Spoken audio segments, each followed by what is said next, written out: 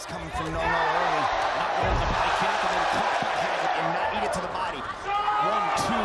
Nice combination. Haggerty kick missed and then came right back in with that leg kick. Oh! Goes Nago! He's wobbled. He is in trouble. We resume. Nago in trouble. Haggerty swelling from the water. In front of Jonathan Haggerty. Jonathan Haggerty. Another heavy right in the left. Haggerty can sense the belt. He can feel the title within reach.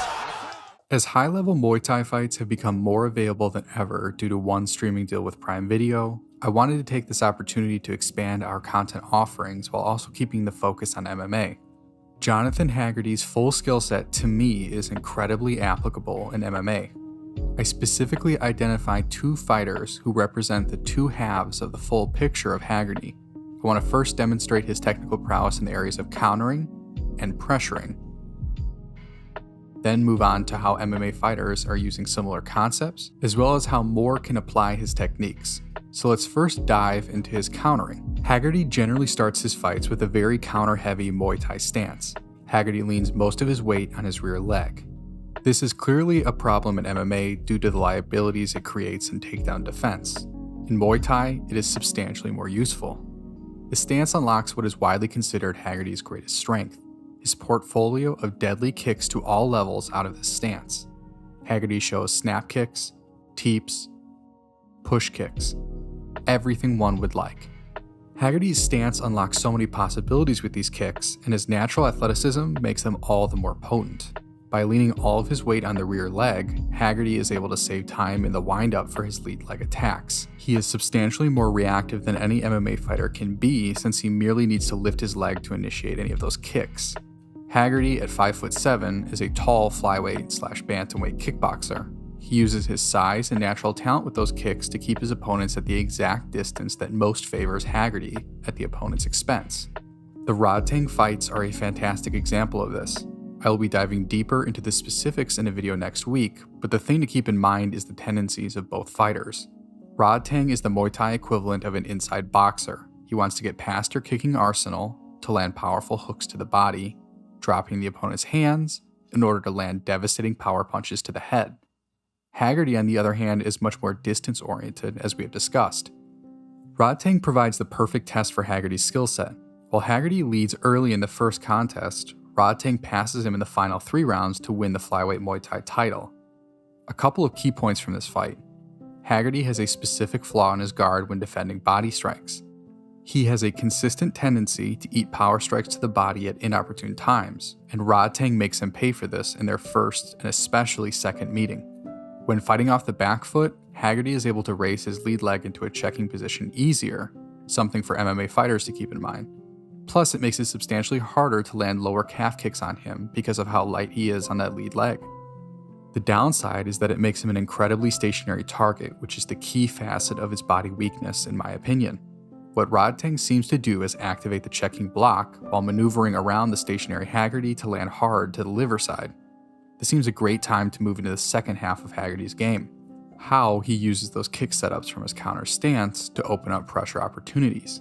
If you watch Haggerty's fights, you get the distinct sense that once he starts landing those myriad of lead leg kicks with consistency, opponents begin to become fearful of the setup and react accordingly. Haggerty uses these kicks now as feints to draw out a reaction that he reads and reacts to.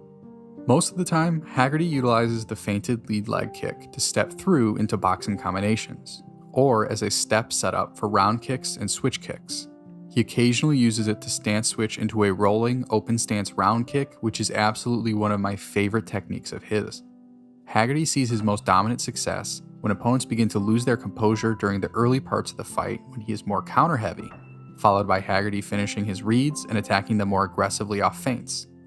When Haggerty starts moving downhill with his incredible physical dimensions, it is a sight to behold for us, the viewer, but not so much for his opponents. As MMAI is a predominantly MMA-focused channel, I want to transition to the utility of Haggerty's game for MMA fighters. The two fighters I see most in his game are Charles Oliveira's use of a comparable counter approach and Sean O'Malley's use of feinted kicks to set up his footwork and stance switches. Let's start with Charles.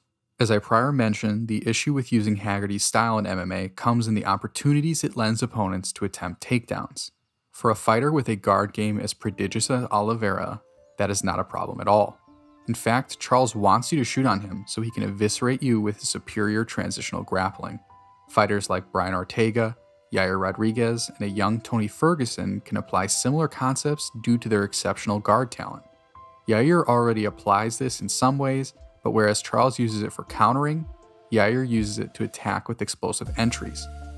Any fighter with above-average talent from bottom guard can enact aspects of Haggerty's game to great effect because they are essentially baiting opponents into attacking their guard, while also leaving them defensively stronger with greater opportunities to defend leg kicks, entries, and maintain distance at low energy costs.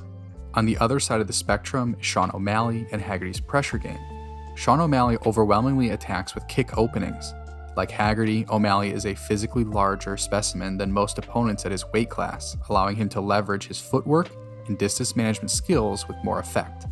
O'Malley plays with stance switches and angle adjustments off feints with incredible precision and success. Many of O'Malley's greatest moments come off of freezing opponents and using his flow footwork to attack at angles the opponent doesn't even realize are available. I don't want to dive too deep in this section because I will have a much longer analysis of O'Malley prior to his next fight. So let's wrap up this analysis. Jonathan Haggerty is simultaneously an incredibly fun fighter to watch perform and a great example of ways that MMA fighters can continue to expand their skill sets by studying other disciplines. But it's not simply a matter of taking what he does and applying it exactly. It is the act of understanding why he does what he does, while taking into account the necessary adjustments from an MMA context, all blended together with a fighter's own skill set. That makes Haggerty, and by extension, the study of other combat athletes, such a potent developmental tool. If you are interested in learning more about Charles Oliveira's usage of this technique, I dive deep into it in my fight breakdown for UFC 289, which you can find a link to in the description of this video. Here they come, screaming across the sky. It's lots and lots of jets and planes. The greatest collection of aviation DVDs we've ever offered.